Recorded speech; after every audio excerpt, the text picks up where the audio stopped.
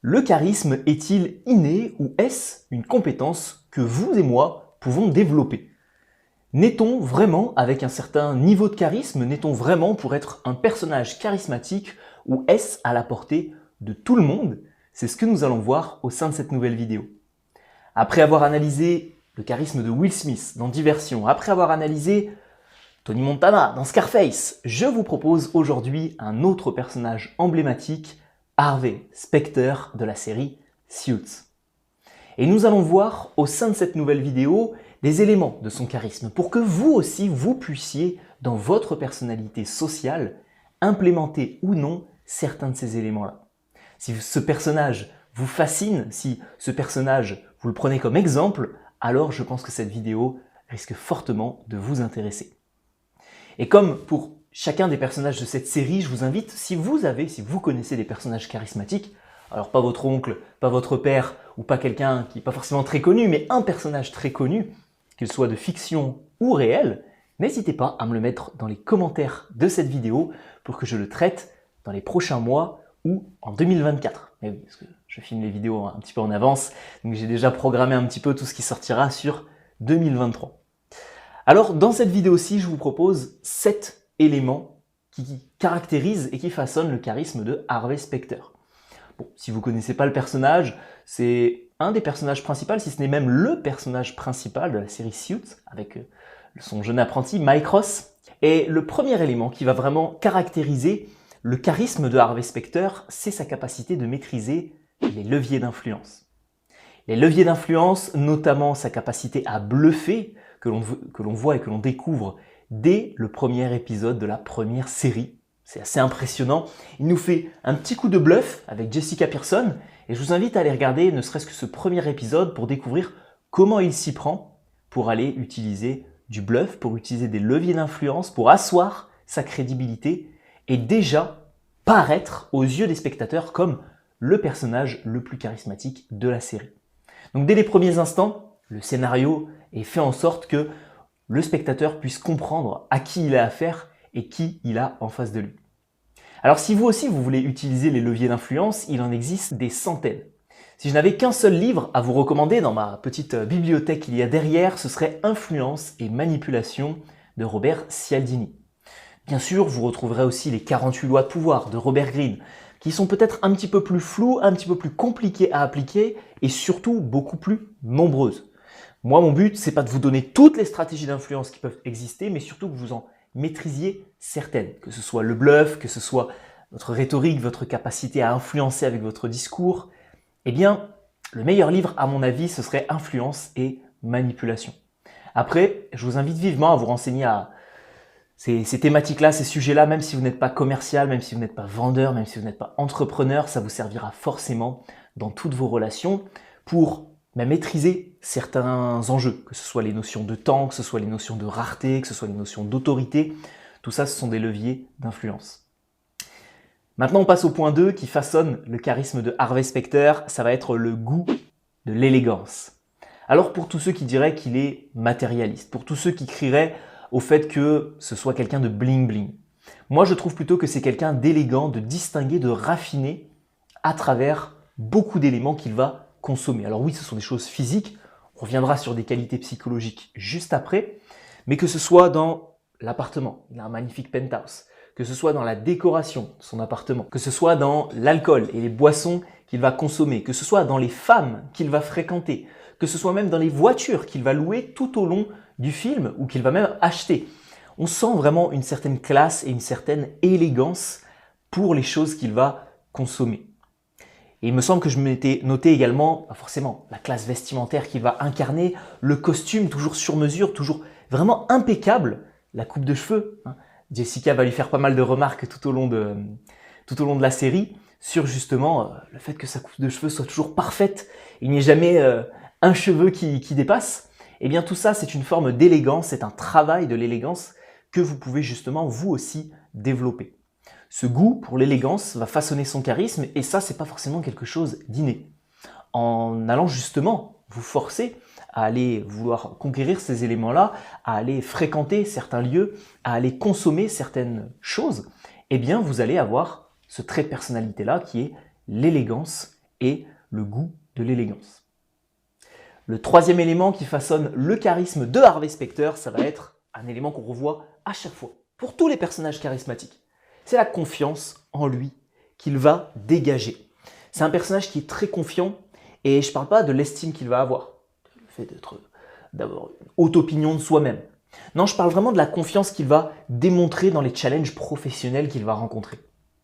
Une phrase qu'il cite souvent à son pupille, Mike Ross, ça va être de pointer et de chercher une autre arme, une arme plus grosse, lorsqu'on va lui pointer une arme dessus.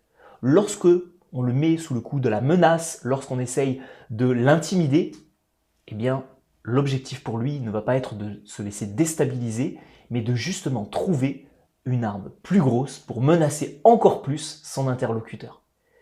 Et ça, c'est quelque chose qui est vraiment en fil d'Ariane tout au long de la série et qui montre et qui démontre la confiance qu'il va avoir en lui. Il ne se laisse pas déstabiliser, il ne se laisse pas corrompre. Il va rester focus sur ses objectifs et toujours à la quête d'une nouvelle solution. Un trait de personnalité des gens charismatiques. Le quatrième élément est sa capacité d'être vraiment un grand séducteur.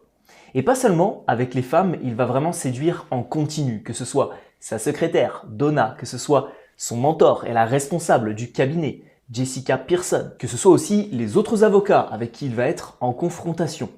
C'est quelqu'un qui va en permanence user de ses charmes avec un certain sourire, un certain détachement par rapport aux choses, et il sait qu'il va plaire. Et ça, le charme est un atout qui vient rajouter une pierre à l'édifice de son charisme. Ce que je me suis noté, c'est que Harvey est un personnage charmeur et séducteur qui utilise son charme et son charisme pour persuader et influencer. Vous pouvez être très charismatique, à l'image de Tony Montana dans Scarface. Si vous n'avez pas vu la vidéo, je vous invite à aller la voir. Mais Tony Montana n'a rien forcément de charmant. On ne peut pas dire qu'il a un comportement charmant, on ne peut pas dire qu'il a une manière de parler qui est charmante. Au contraire, il risque plutôt de tomber dans la case violence. Alors que des personnages comme Will Smith dans Diversion, Harvey Specter dans Suits vont user d'un certain charme pour influencer leur interlocuteur. Ça fonctionne très bien avec la gente féminine qui va se laisser charmer, duper et il va pouvoir obtenir des fois quelques faveurs de la part de certaines avocates. Mais ça fonctionne aussi avec la gente masculine qu'il va inspirer et qui par conséquent va se sentir redevable de lui octroyer certaines faveurs. Et c'est par conséquent le quatrième élément de son charisme. On passe au cinquième, mais juste avant, de découvrir le cinquième élément qui façonne le charisme de Harvey Specter. Si vous êtes un homme et que vous voulez travailler votre charme, votre capacité de séduire beaucoup plus dans votre quotidien, alors je vous recommande vivement cette petite anecdote que j'ai créée spécialement pour vous. Alors initialement, j'étais censé te faire un spot publicitaire sur la formation Homme 2.0, sur la séduction et pour te proposer ce programme qui vise à te permettre de devenir un gentleman séducteur capable de s'offrir plus d'opportunités relationnelles dans son quotidien. Mais très sincèrement, on va mettre le marketing de côté et on va plus se fendre la poire à travers une petite anecdote personnelle que j'ai d'ailleurs glissée sur la page de présentation de ce programme. L'histoire commence il y a à peu près 3-4 ans. À la sortie du Covid, je me mets sur une application de rencontre très connue, Tinder. Je sais que certains d'entre vous sont même sur plusieurs applications en même temps. Et le constat est brutal. La réalité est très violente. Alors, pour te décrire un petit peu le personnage, certains diront que j'ai évolué avec le temps. J'avais à peu près la même gueule qu'actuellement. Peut-être 5 kilos de masse musculaire en moins. La même classe vestimentaire, le même style qu'actuellement. Et approximativement la même tchatch. J'ai pas énormément évolué. En l'espace de 10 ans, oui, mais en l'espace de 2-3 ans, pas tant que ça. Et le constat est brutal. Quelques matchs en l'espace de plusieurs jours, plusieurs semaines. Et des discussions pas intéressantes avec des 3 sur 10. Bon, je me suis remis en question, je me suis dit, est-ce que ça vaut encore le coup d'être sur ces applications de rencontres-là ? Peut-être que j'ai pas une bonne stratégie et en fait, je me suis rendu compte que dans mon quotidien, j'avais beaucoup plus d'opportunités et je plaisais beaucoup plus in real life, en physique. Parce que par message, j'avais une communication qui était peut-être pas bonne. Alors qu'en physique, il y a ce feeling, ce côté émotionnel où tu peux jouer par exemple sur ta voix comme je le fais en vidéo. Tu peux faire de l'humour, avoir de la répartie, et ça montre aussi que, très sincèrement, tu portes tes couilles quand tu vas voir la personne en physique. Et le jour où j'ai compris ça, je me suis mis par conséquent à aborder dans mon quotidien. Là, les résultats ont été tout autres, bien différents. J'ai même d'ailleurs réussi à dater certaines filles que j'avais vues sur les applications de rencontre, mais qui ne m'avaient pas liké à l'époque. Vu que j'habite dans une ville qui n'est pas très très grande, on fait vite le tour, et par conséquent, j'ai vu quelles étaient mes qualités et quels étaient mes défauts. Alors, si tu es dans le top 1% des hommes et que tu es vraiment avec un capital physique, un capital financier, que tu es peut-être même un petit peu connu, etc. et que sur les applications de rencontre, tu as des milliers de matchs tous les jours. Ça arrive pour certains gars. Bon. Mais je ne pense pas que tu regarderas cette vidéo. Moi, je te propose plus d'aller faire des rencontres dans ton quotidien et de t'armer avec tchatch, classe, élégance. En fait, devenir un gentleman 2.0. Pour ça, l'histoire s'arrête là. La suite, c'est dans le programme Homme 2.0 dans la description de cette vidéo. Le cinquième élément pour parler du charisme de Harvey Specter va être son expertise d'avocat. Alors certes, le petit Mike Ross, il va avoir une mémoire photographique, il va tout retenir et ça va être un vrai génie. Ça, c'est un élément du charisme de Mike Ross qui va être inné. Il ne l'a pas développé, il ne l'a pas entraîné, il est né comme ça, félicitations à lui, mais en tout cas, c'est pas quelque chose sur lequel vous allez pouvoir travailler. Je ne sais d'ailleurs même pas si c'est quelque chose qui existe réellement dans la vraie vie. Par contre, Harvey Specter, lui, va être capable de connaître énormément de choses sur le barreau et être capable d'avoir énormément de mémoire, d'outils et de choses à mettre en place pour justement réussir professionnellement. Et ça doit vous inspirer si vous êtes dans les études, si vous êtes entrepreneur, si vous travaillez sur vous, si professionnellement vous voulez réussir, quel que soit votre domaine, mais si vous avez de l'ambition professionnelle, vous devez comprendre que le charisme de Harvey Specter passe aussi par le travail qu'il a effectué. Quand il était au bureau du procureur, quand il passait ses nuits à travailler, quand il bossait, je crois, 48-72 heures sans manger, sans dormir, enfin pas sans manger, mais plutôt sans dormir, avec Louis Litt, son acolyte, dans justement le bureau où il a commencé. Eh bien ça, c'est un élément qui montre vraiment que le charisme, c'est pas inné. Vous pouvez travailler énormément sur un domaine, devenir un expert dans un domaine. Regardez, moi, en communication, en tant qu'ancien timide, je n'ai jamais eu cette compétence naturellement. J'ai dû faire énormément de travail, apprendre énormément de choses, lire plus de 100-150 ouvrages sur la communication, l'influence, les relations sociales, l'aisance relationnelle, pour développer cette compétence. Et me forcer, me challenger au quotidien pour sortir de ma zone de confort et pour enfin réussir à être beaucoup plus à l'aise socialement. Mais ça, c'est une compétence avec laquelle on ne naît pas. C'est une compétence que l'on travaille et c'est un point essentiel du charisme de Harvey Specter. Le sixième élément de son charisme, ça va être sa détermination et sa persévérance. On l'avait retrouvé aussi dans Tony Montana, dans Scarface. Cette persévérance, Harvey est un personnage déterminé qui ne lâche jamais ses objectifs. Dès qu'il a quelque chose en tête, il atteint son but. Alors oui, vous allez me dire, William, c'est une série. C'est pas la vraie vie, donc forcément, toutes les affaires, il les gagne. Et je pense que si vous êtes avocat, vous ne pouvez pas gagner autant d'affaires que lui. Forcément, vous allez avoir des affaires où vous allez perdre, des affaires où vous allez gagner. Bon, même si vous avez un très très bon niveau, là on voit que c'est romancé, bien sûr. Mais ça doit vous inspirer à développer la même persévérance dans votre vie et dans votre quotidien. Et enfin, le dernier élément, je ne vais pas trop m'attarder sur le sixième point, ça va être son niveau de leadership et d'autorité. Harvey, c'est quelqu'un qui est un vrai meneur d'hommes, qui va inspirer énormément confiance parce que lui-même déjà va avoir beaucoup confiance en lui et dans ce sillage qu'il va créer, dans cette énergie et ce dynamisme qu'il va créer dans le cabinet, eh bien, beaucoup de personnes vont être justement entraînées par sa confiance. Et c'est vraiment ça la clé du leadership. C'est lorsque vous avez un meneur très confiant, qui sait qu'il va réussir, qui sait qu'il va gagner une affaire.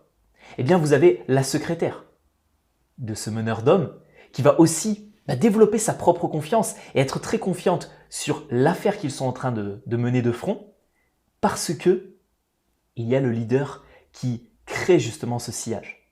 Donc si vous voulez faire pareil, développez votre leadership. Développez votre capacité d'autorité grâce à une vision qui est claire et de mobiliser et de diriger toutes les personnes autour de vous, de créer cette émulsion autour de vous pour justement atteindre votre objectif. Si Harvey Specter était quelqu'un qui travaillait en solo, si Harvey Specter était, je ne sais pas moi, sculpteur de glace ou alors sculpteur de petites statuettes en bois, qu'il travaillait tout seul, qu'il avait une superbe carrière professionnelle, qu'il avait tous les autres éléments juste avant, mais qu'il travaillait seul, il n'aurait pas cette capacité de leadership. Entourez-vous, travaillez en équipe, ayez des personnes autour de vous, créez cette émulsion, et là vous verrez tout simplement votre leadership apparaître grâce à une bonne confiance, mais aussi, il faut le reconnaître, à une communication soignée. Dès qu'il va essayer d'être trop émotionnel, trop colérique, dès qu'il va un petit peu se laisser surprendre par une mauvaise communication, c'est là où justement son équipe va le recadrer, c'est là où son équipe va perdre confiance en lui.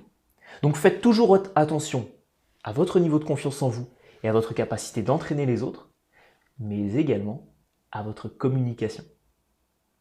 Si cette vidéo vous a plu mes futurs leaders et que vous voulez d'autres personnages, n'hésitez pas à me le mettre en commentaire. Si vous voulez vous aussi travailler votre aspect charme, séduction, vous avez le programme Homme 2.0 dans la description de la vidéo.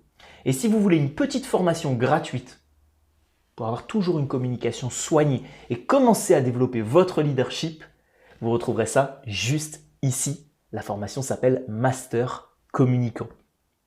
On se retrouve vendredi prochain, mes futurs leaders, pour évoquer cette fois-ci une analyse. Vous savez, je ne porte pas les applications de rencontres dans mon cœur. Je n'aime pas forcément les rencontres qui se font sur ces plateformes-là, surtout pour les hommes que j'accompagne. Et vous allez voir des rencontres faites sur Tinder, une analyse de vidéo la semaine prochaine, vendredi prochain. Je vous souhaite un excellent week-end, mes futurs leaders. Prenez soin de vous, inspirez-vous du charisme de Harvey Specter. Et on se retrouve tout de suite sur la petite formation gratuite qu'il y a juste ici. Ciao, ciao.